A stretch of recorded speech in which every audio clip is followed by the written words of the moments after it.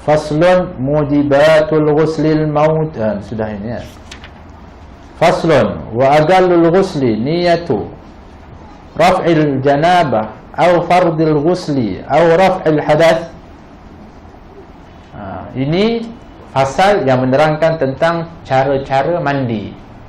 Sebelum ini diterangkan sebab-sebab yang mewajibkan seseorang itu mandi. Sebab-sebab yang mewajibkan seseorang itu mandi. Yang ini cara mandinya bagaimana? Dan disebutkan wa aqallul ghusli, sedikit-dikit atau paling sedikit akan mandi tersebut. Maknanya paling sedikit daripada rukunnya atau syaratnya dua, iaitu yang pertama niyatu raf'il janabah au fardil ghusli au raf'il hadath, niat mengangkat janabah. Maknanya kalau mandi saja aku mengangkat janabah, ataupun aku mandi untuk mengangkat junub atau mengangkat janabah. Itu bagi orang yang junub. Atau istilah yang lain digunakan fardul ghusl, fardul mandi, mandi yang fardu, mandi yang wajib. Aku mandi wajib, cukup juga niatnya itu sah. Atau ucapan yang lain raf'il hadath, aku mandi mengangkat hadas. Oh, tapi ada hadas kecil ada besar. Mandi mana ada hadas kecil. Jadi mengangkat hadas besar lah tu. Dah faham dah?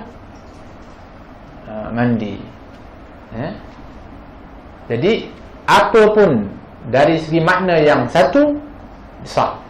Aku mandi janabah, aku mandi wajib, aku angkat hadas, boleh. Ada pun niat-niat yang telah pun disusun oleh para ulama, itu adalah bagi memudahkan kepada kita. Nawaitu raf'al hadathil akbari, contohnya. Nawaitu raf'ul janabah misalnya disebutkan. Nawaitu fardul ghusli lillahi ta'ala, itu adalah untuk sahaja aku mandi fardu, ataupun aku mandi wajib, sahaja aku mengangkat hadas besar kerana Allah Ta'ala. Itu adalah merupakan skrip yang memudahkan kepada kita, sebab kita ini perlu ilmu.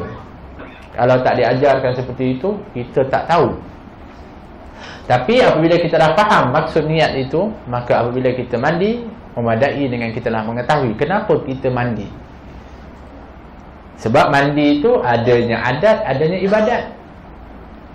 Kalau mandi biasa, nak segar, nak bersihkan badan, nak itu jadi adat kebiasaan kita. Panas. Tapi dia boleh upgrade menjadi ibadat kalau kita niatkan dianya sebagai ibadat. Kerana aku nak segar supaya aku boleh semangat untuk nak sembahyang. Aku nak bersihkan supaya aku bersih menghadap kepada Allah. Jadi ibadat. Niat tu mengukar. Apalagi kalau dianya perkara yang wajib untuk nak dilafazkan seperti mandi wajib. Itu yang pertama, maknanya niat. Rukun pertama bagi mandi itu adalah niat. Tak niat, tak sah. Dah mandi habis dah, Allah lupa, aku tadi mandi biasa je. Tak apalah, apa kita panggil, niat sekarang. Saja aku mandi janabah tadi. Kena dah, tak boleh dah. Kena ulang balik. Sebab mestilah niat itu muqtarinan bi fi'lih, iaitu beriringan dengan perbuatan dia itu. Kata wasti'abu jami'i sya'rihi wa ba'syarih.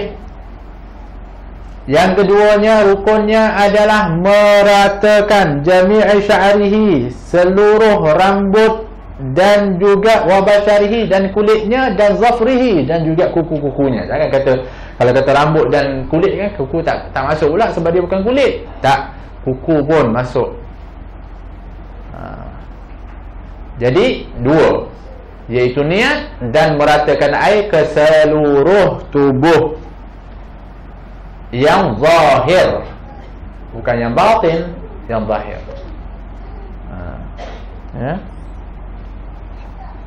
Kemudian Wa yajibu qarnun niyyah bi awwali masghulin. Ini tadi kembali niat balik.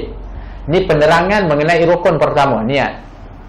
Maka wajib qarnun niyyah, mengiringkan niat itu bi awwali maghsulin, di awal basuhan pertama, Contoh kita dah basuh, kita tak niat lagi. Bila mulanya, ketika mana niat? Contoh kita dah basah, lupa niat lah. Kita dah habis dah, separuh dah kita mandi, contohnya. Kemudian kita niat, kita tambah niat tu untuk separuh lagi. Tak, dia kena, masa kita niat itulah mula balik untuk nak kenakan air itu. Itulah permulaan kena air yang untuk mandi wajib itu di badan kita, di anggota kita. Selagi kita tak niat, yang mandi tadi tu dikira mandi biasa.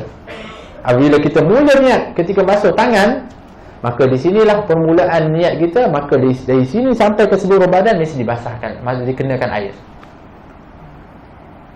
Maknanya kalau kita basah ni, kita tak niat, lepas tu kita ingat, kita niat kat sini, yang ni kita perlu basuh lagi tak? Perlu, sebab ini tak niat tadi. Permulaan itu, sebab tu dia katakan diwajibkan untuk mengiringi niat itu pada basuhan yang pertama. Dan ini juga disebutkan sebagai syarat daripada niat itu adalah muqtarinan bi fi'lih, mengiringi. Hendaklah yang disebutkan niat itu bersama dengan perbuatannya. Sebab apa? Sebab walaupun kita kata alah itu menyusahkan, buat apa? Tahu dah dia nak mandi sebab apa. Itu niatlah tu. Tapi kalau dia terlupa yang dia tu junub. Dia mandi sebab dia memang biasa mandi pagi. Dia lupa malam tadi dia junub. Macam mana kita nak anggap dia sebagai orang yang mandi wajib? Sedangkan dia mandi tadi kerana dia pun tahu dia mandi kerana dia biasa mandi waktu pagi. Maka dia tak jadi nilai ibadah, dia menjadi nilai adat. Maka tak diterima ketika itu. Kecuali kalau dia masuk, dia mandi, dia tahu aku memang nak mandi wajib pun, itu niatlah, tak apalah, selesai masalah yang tu.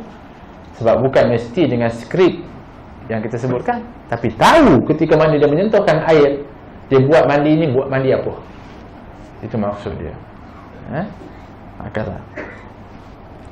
Jadi wajib untuk mengiringkan niatnya pada awal basuhan. Wa sunanuhu al-istiqbal. Ini sunnah ketika mana permulaan ataupun nak mandi. Sunnah mandi wajib. Apa dia? Menghadap kiblat. Menghadap kiblat, mandi. Ini adalah merupakan daripada sunnah. Seperti mana sunnah wuduk. Wuduk juga disunahkan kalau berwuduk sebaiknya menghadap kiblat. Wa tasmiyatu makrunatan bin niyyah, dan juga membaca atau menyebut nama Allah, membaca bismillah, yang mana dia yang bersamaan mengiringi dengan niat. Bismillahirrahmanirrahim. Itu niat masa kita basuh tu. Bismillahirrahmanirrahim. Maknanya niat dia basuh tu untuk apa? Nak mandi wajib. Dah selesai. Maka bismillah tadi adalah sunnah. Wa ghaslul kaffain, membasuh kedua telapak tangan. Jadi mulakan pertama membasuh kedua telapak tangan. Maka niatkan ketika dah basuh kedua tangan tu niat mandilah. Bukan mesti lepas tu baru tak, dia basuhan pertama. Kalau kita basuh tangan dulu, yang disunnahkan basuh tangan dulu. Bismillahirrahmanirrahim, basuh tangan, niat mandi wajib. Dapatlah dia. Mana niat dia dah selesai dah hal. Ketika dia mandi mana tu tak ada masalah. Bukan mesti kata di atas kepala tu tempat nak niat. Tak, tempatnya di mana saja anggota kita boleh dimulakan. Tapi sebaiknya dimulakan dengan membasuh telapak tangan. Waraful adha summal wudu, menghilangkan kotoran kemudian berwuduk. Yang dimaksudkan kotoran di sini adalah kotoran yang disebutkan, contohnya sisa mani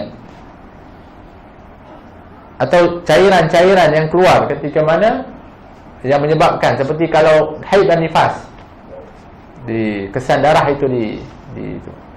Tapi kalau dianya adalah najis, maka dia memang kena dia wajib dihilangkan dulu. Dia kena hilangkan dulu. Tapi yang ini kotoran itu dibersihkan. Summal wudu, kemudian berwudu, bermakna mulakan niat mandi, kemudian bersihkan, dah bersihkan, ketika mana bersihkan dah niat mandi tadi, kita bersihkan tadi ni tempat yang kata ada, contohnya yang paling dekat adalah minta maaf, kemaluan. Maka menyentuh kemaluan kita bersihkan itu tak ada masalah lah. Lepas tu wuduk, lepas wuduk tak perlu sentuh lagi sebab dah bersihkan tadi. Nampak tak?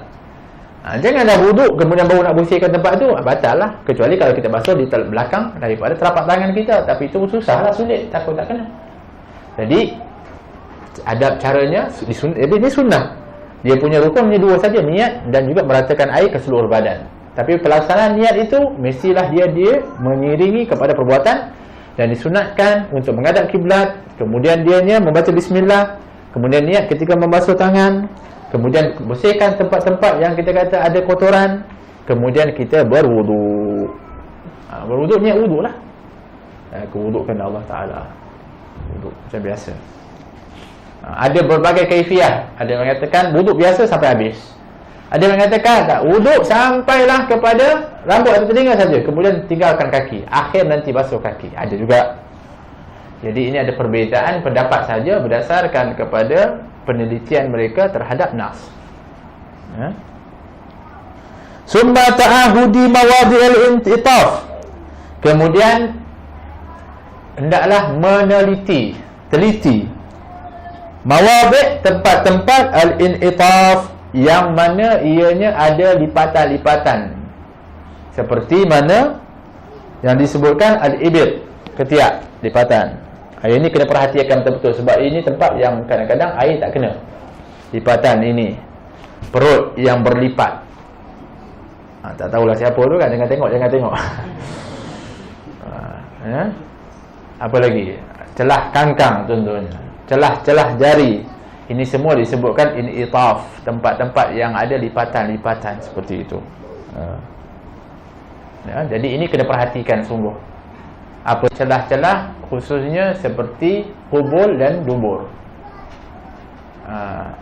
Memang kita nak kenakan daripada bahagian zahir, tapi ingat bahagian zahir dubur itu adalah apabila seorang itu dianya mencangkung, baru dia akan kena zahirnya.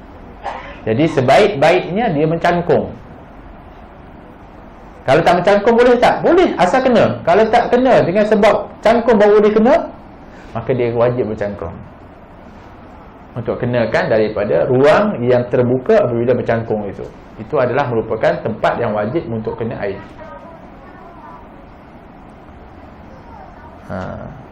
Wa takhlilu usuli sya'ri salasan biyadihil mablulah. Dan disunahkan untuk menyela-nyela daripada usul sya'r, daripada kita panggil, dia ada usul ni maknanya apa? Yang bawah-bawah tu, yang bawah tu, dia asas-asas akal dia tu. Yalah, maknanya yang bawah lah. Sebab kita kalau basuh kan kena atas, yang bawah ni macam mana? Disunahkan untuk kita nak sela-selakan dengan apa? 3 kali dengan tangan yang basah. Kita basahkan tangan, kita selakan. Macam wuduk juga sebenarnya, bagusnya kita macam ni, kita disunahkan menyela kepada janggut yang tebal. Kita ambil basahkan, kita masukkan. Itu disunahkan wuduk kepada janggut. Tapi rambut ini disunahkan untuk kita sela. Itu disunahkan, tapi mengenakan air itu wajib. Jangan salah faham bukan bermakna kita sela tu kita tak perlu lagi kenakan air. Tak. Kita kena wajib kenakan air tu. Baik lelaki ataupun perempuan. Yang orang perempuan kalau dianya ada tocang, dia kena buka tocang dia. Kalau sekiranya itu menghalang kepada air. Satu. Sayyidina Ali kalau Allah wajah, rambutnya sentiasa tak ada rambut, pendek. Sedangkan kalau ikut istilah rambut ini disebutkan, rambut itu adalah merupakan zinah, iaitu perhiasan. Tarkuhu sunnah, membiarkan dia ada di atas kepala sunnah. Wa hilbuhu bid'ah, mencukurnya adalah bid'ah. Sebab Nabi SAW tak pernah cukur rambut kecuali 3 keadaan. Pertama, ketika mana dalam perjanjian Hudaibiyah, kerana Nabi ketika itu terhalang untuk, Nabi tak pergi umrah, kemudian tak diberi masuk, dibuat perjanjian Hudaibiyah, Nabi kena dam ihsar untuk tahallul, untuk melepaskan daripada ihram. Maka Nabi cukur. Satu. Yang kedua, ketika umrah qada, Nabi masuk Mekah, kemudian Nabi buat umrah qada. Setelah tahallul itu, dalam masa tahallul itu Nabi cukur. Yang ketiga, ketika hajatul wada'. Jadi Sayyidina Ali ni macam mana dia ikut mana ni? Ketika dia tanya kepada Sayyidina Ali, kenapa kamu cukur rambut selalu? Dia mengatakan, aku sangat memusuhi kepada rambutku. Kerana aku dengar Nabi SAW mengatakan, satu helai rambut yang tak kena air ketika dia mandi janabah atau mandi wajib, maka api neraka akan menyambarnya. Jadi aku takut. Tapi untuk nak jalan keluarnya, di antara sunnah tadi ini adalah dengan kita menyela kepada rambut itu dengan membasahkan tangan kita sebanyak 3 kali. Kita basahkan, masukkan air dalam air, 1, 2, sela, 3. Itu sunnah kan. Dah sela dulu, mana basuh tangan, dah wudu, kemudian kita tumpukan bahagian-bahagian celah-celah, kemudian kita mensela 3 kali. Setelah itu, summa ifadatu ala ra'sihi, kemudian tuangkan air ke seluruh kepala. Baru tuangkan air ke seluruh kepala. Ini kalau yang pakai cebok. Kalau hari ini yang pakai air hujan tu tak payahlah, memang dia hujan terus lah. Tapi ini tertib kalau yang baik untuk kita ikut. Summa ala sagihil aiman, kemudian disiram bahagian tubuhnya di sebelah kanan. Tubuh yang sebelah kanan dulu. Bersihkan, ratakan yang sebelah kanan. Summal aisar, kemudian setelah itu sebelah kiri. Subhanallah. Sampai begitu sekali. Sebab tu dia katakan bahawa Nabi ini suka tayamun, suka berkanan-kananan. Dan banyak di dalam perkara-perkara yang Nabi buat, kebanyakannya daripada kanan. Apabila itu perkara-perkara yang baik-baik, perkara-perkara yang mulia, Nabi akan mulakan dengan kanan, kecuali perkara-perkara yang kotor. Jadi dalam mandi pun disiram, dimulakan dengan sebelah kanan. Kemudian 3, wa tikraru salasan, dan diulang sebanyak 3 kali. Sekali ratakan, 2 ratakan, 3 dah rata dah. Kalau tak rata lagi, tambahlah. Tapi jangan masuk was-was. Ini dah rata dah, tapi was-was. Jadilah bukan 3 kali, 30 kali. Yang ini lain cerita. Nanti kita akan masuk, nanti disebutkan. Kemudian ni pun 3 kali sebaiknya. Wadalku fi kulli marrah, dan menggosokkan pada setiap anggota itu pada setiap masa. Setiap kali kita siram, kita pun ratakan, kita gosok. Celah-celah ni kita nak ratakan. Sebab biasanya kita tak akan puas kecuali kita sendiri rasa air tu kena ke tempat itu, betul tak? Jadi untuk nak menenangkan kita. Tapi kalau kita rasa kita dah seperti orang yang mandi dalam kolam renang, dia tak perlu gosok pun, dia tahu dah air kena semua, dia pun tak apa, maknanya sunnah saja. Tapi kalau dia menyebabkan nanti dia ragu, maka kalau begitu dia wajib untuk nak kena gosok. Gosok. Kemudian wa istishabun niyyah,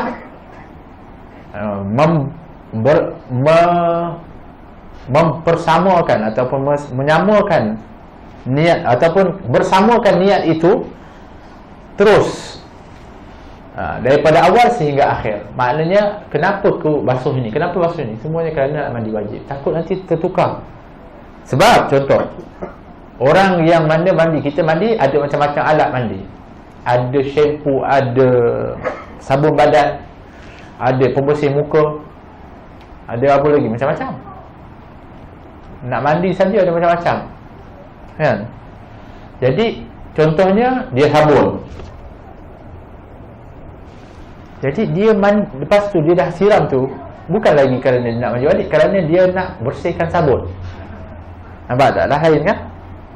Kalaulah kena air tadi, dikenakan kerana dia nak bersihkan sabun, maka apa yang dia dapat adalah membersihkan sabun, bukan mandi wajib itu. Kalau mana ada anggota tak kena air lagi,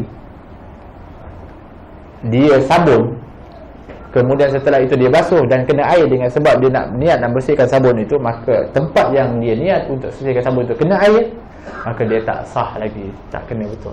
Sebab tu cara yang baik adalah dia basuh dulu, semua kena, lepas tu nak sabun, nak iringi dengan benda-benda lain. Itu yang, kalau tidak, dia akan pergi kepada membasuh sabun, bukan membasuh badan tadi. So kena faham yang tu. Jadi diiringkan niat itu ke setiap kali daripada pekerjaan mandi itu. Wa alla yanqusa ma'uhu an sa'in, hendaklah air itu dianya tak kurang daripada 1 sa'. 1 sa' lebih kurang 3 kilo air. Kalau kurang daripada itu, jadi tak akan boleh sempurna lah. Ini 1 sa' pun, wuduk pun kita tak lepas lah. Kita punya cara ni tak lepas 1 sa'. Tak adalah. Cuba tengok air sikit yang tu. Allah sikitnya air, macam mana nak wuduk? Tak boleh. Sebab kita ni mewah air. Sedangkan air itu adalah sesuatu yang sangat berharga. Dan banyaknya pesanan-pesanan untuk menjaga kepada air dan jangan membazir. Tapi kerana kita terlalu mewah, kita pun dah terbiasa wuduk ini, memang masya-Allah. Dalam tu kita semayang ni dengar air punya kuat. Kat dalam masjid, kat tempat wuduk dia dengar airnya kuatnya, dia pasang tak puas dia. Sedangkan air itu milik umum, bukan milik dia. Tapi yang mandi wajib janganlah kurang daripada 1 sa'. Ini kata aku memang boleh, tak ada masalah, aku lebih jimat itu, kena kot itu. Lepas tu meragukan kesempurnaannya. Jangan kurang daripada 1 sa'. Wa an tutbi'al mar'atu ghairu mu'taddati al-wafa athar ad-dami bimiskin. Kemudian bagi wanita, dikata wa an tutbi'al mar'atu ghairu mu'tadah. Bagi perempuan, dia kena buat sesuatu. Tapi ini mesti perempuan yang bukan perempuan iddah. Perempuan iddah kita sebutkan dia ada pantang larang, iaitu ketika dia punya iddah, dia tak boleh berwangian, dia tak boleh berhias. Satu, iaitu ini iddah wafatlah, mati, berkambung tu. Yang keduanya bagi perempuan ataupun perempuan yang dianya ihram, dia tak boleh buat apa? Dia tak boleh untuk nak letakkan di tempat keluar darah itu dengan misik, dengan kasturi, minyak wangi lah maksudnya, minyak kasturi. Ini disunatkan sebenarnya bagi perempuan yang selesai daripada haidnya. Ketika dia dah mandi selesai, dia pun letakkan minyak wangi di situ dengan kapas, di tempat yang kita kena air tadi. Tapi perempuan yang iddah wafat, dia tak boleh berwangian. Perempuan yang mahram, bukan perempuan lelaki pun tak boleh berwangian, maka dia tak boleh buat yang ni walaupun dia dah bersih daripada haid.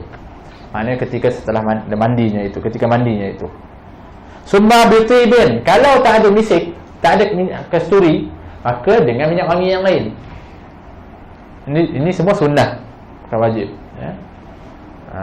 untuk nak supaya dianya menjaga daripada keselesaan, hatta dia sendiri keselesa.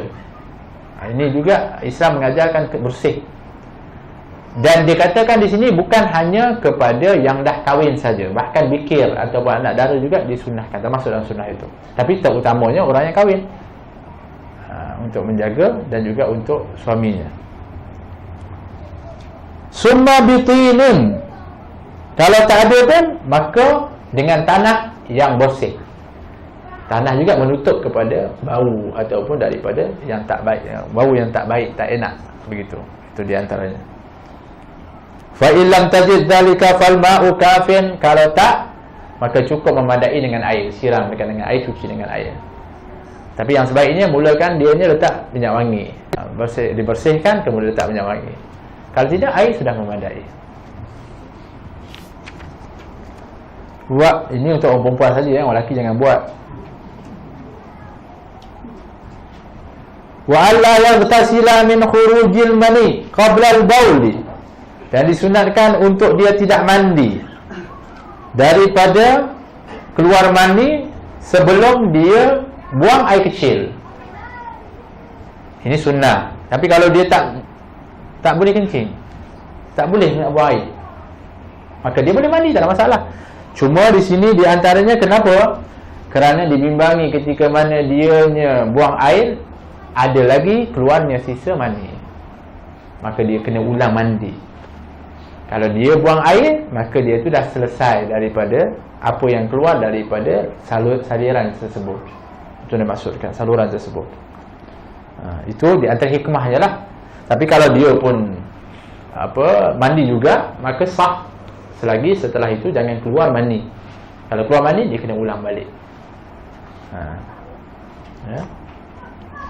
Wa yusannu dhikrul ma'thur ba'da al-faraghi min al-ghusli, dan disunatkan untuk dia berzikir yang ma'thur, zikir yang berasal daripada Nabi. Mana apa nak baca lepas daripada mandi wajib ni, apa dia? Sama seperti wudu.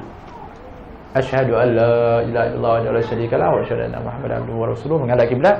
Allahumma ja'alni minat tawwabin wa ja'alni minal mutatahhirin wa ja'alni min ibadikal salihin. Itu sama. Pada faraghi min al-ghusl, setelah selesai daripada mandi. Wa tarkul isti'anah, dan disunatkan untuk meninggalkan isti'anah, itu orang tolong untuk kita berwudu. Baik itu mengambil air, baik itu mencurahkan air.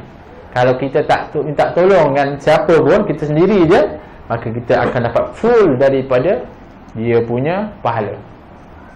Kalau tidak, kita tak dapat sunnah itu. Tolong ambil air kat perigi tu, ambil, kita tak dapat sunnah. Meninggalkan, ditolong. Sebab Nabi sendiri pun ambil sendiri. Tetapi Nabi juga ditolong. Kenapa? Sebab Nabi tak nak menutup kepada peluang yang sangat diingini oleh sahabat. Sebab tu kalau kita tengok juga para ulama, para habaib, para ulama, masyayikh, yang kadang-kadang dia sendiri tak selesa orang khidmat atau bantu kepada dia, buat itu dan sebagainya. Tetapi dia juga tidak menutup peluang untuk orang berbuat kebaikan kerana adanya panutan dan seperti mana yang berlaku daripada sahabat kepada baginda Rasulullah. Maknanya kalau Nabi kata jangan begini dan sebagainya, kesian, para sahabat juga nak untuk mendapatkan kelebihan. Seperti mana Rabi'ah ketika mana dia selalu bantu Nabi SAW, Nabi offer, Nabi kata, apa yang kamu inginkan? Oh, ini soalan yang memang dinanti-nantikan oleh para sahabat. Apa kata beliau? Dia mengatakan, aku ingin menemanimu ya Rasulullah di syurga. Aku ingin menemanimu di syurga. Kata Nabi SAW, ada yang lain? Tak nak yang lain dah? Tak, yang itu saja. Kata Nabi, maka bantulah dirimu untuk mencapai kepada apa yang kamu inginkan, bikasrati sujud, dengan banyak sujud, dengan banyak solat. Begitu.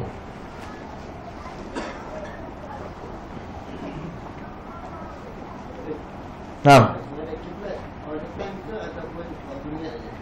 all the time itu yang terbaik. Itu yang sebenarnya. Tapi kalau tidak, memadai waktu niat. Tapi sebenarnya kalau ikutkan setiap waktu, memang kita menghadap kepada kiblat. Ini kalau ada pancuran lagi senanglah, menghadap situ je lah. Itu yang paling baik. Yang itu adalah merupakan sunnah. Kita teruskan sedikit sebab ini adalah berkaitan dengan lepas ni, tak yang lain. Faslun wa yukrahul israf fi shab. Pasal yang mengatakan makruh tentang mandi tadi ataupun wudu. Apa dia?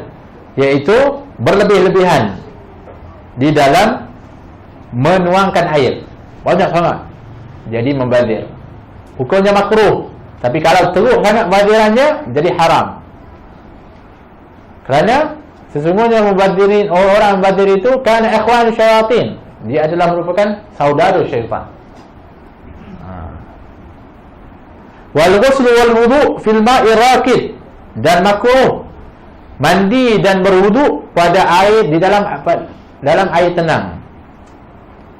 Pada air tenang. Air tenang dia pun mandi dalam tu, masuk ataupun, tapi ini yang itulah maknanya yang sedikitlah. Begitu juga banyak kalau dia airnya tenang, sebab airnya kira bertakung dari situ.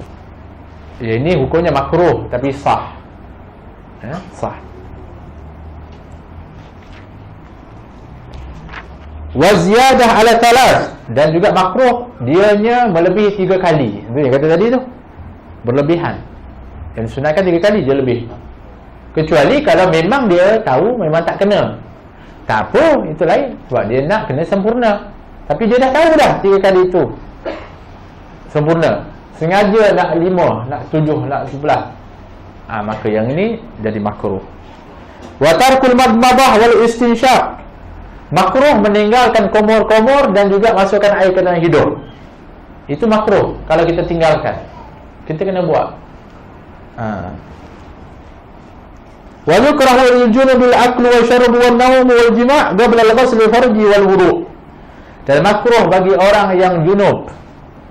Apa makruh bagi dia? Makruh bagi dia makan, makruh bagi dia minum, makruh bagi dia tidur, makruh bagi dia jima', iaitu bersama balik dengan isterinya sebelum pertama dia, kalau dia kena, kalau nak buat balik yang semua tadi ni, pertama dia kena basuh kemaluan dia dulu.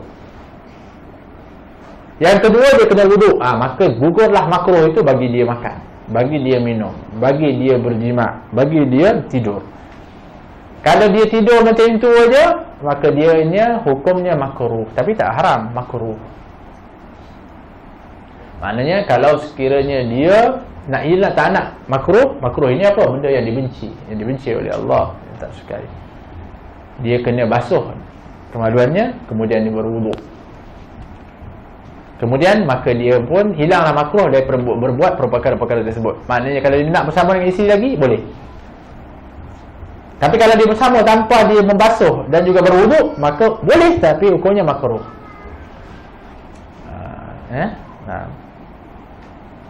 Wa kadza munqati'atul haid wan nifas, begitu juga sama dengan orang yang telah pun berhenti daripada haid dan nifas, bersih daripada haid dan nifas pun dia kena basuh dan dia kena berwuduk. Kalau dia nak, mungkin lepas tu dia nak makan terus, dia tak sempat nak mandi contohnya lah, atau minum, atau nak bersama dengan suami. Tapi ada juga mengatakan tak, kena mandi dulu baru boleh. Tidak jadi haram, ada pendapat seperti itu. Tapi dalam kitab ini mengatakan cukup memadai dengan membasuh dari tempatnya itu dan berwuduk, maka dianya gugur makruh daripada perkara tersebut. Wallahu ta'ala alam. Tak ada apa-apa. Jadi yang kita sebutkan minggu lepas, di antaranya yang menyebabkan seorang itu wajib mandi adalah apabila seseorang itu keluar mani, bersetubuh, apabila masuknya hasyafah, kepala daripada zakar itu melebihi daripada tempat. Di mana? Di faraj ataupun di dubur, liwat. Cuma ada pendapat yang mengatakan apa saja jenis lubang yang dimasuki melebihi daripada itu wajib mandi. Tapi itu pendapat. Sebenarnya kalau ikut hukum asalnya itu 2, iaitu faraj ataupun daripada dubur.